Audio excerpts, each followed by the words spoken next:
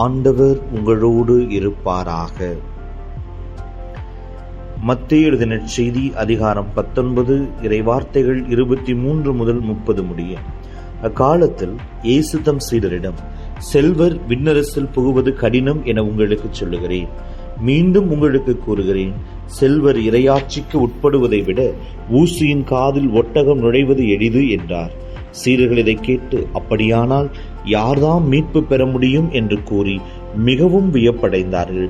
இயேசு அவர்களை கூர்ந்து நோக்கி, மனிதனால் இது இயலாது, ஆனால் கடவுளால் எல்லாம் இயலும் என்றார்.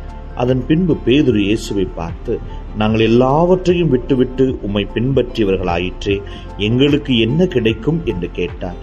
அதற்கு இயேசு, புது படைப்பின் நாளில் மானிட மகன் தமது மாட்சிமிகு அரியணையில் வீற்றிருப்பார். அப்போது என்னை பின்பற்றிய நீங்களும் இஸ்ராயேல் மக்களின் 12 குலத்தவர்களுக்கு நடுவர்களாய் 12 அரியணைகளில் வீற்றிருப்பீர்கள் என உறுதியாக உங்களுக்கு சொல்லுகிறேன்.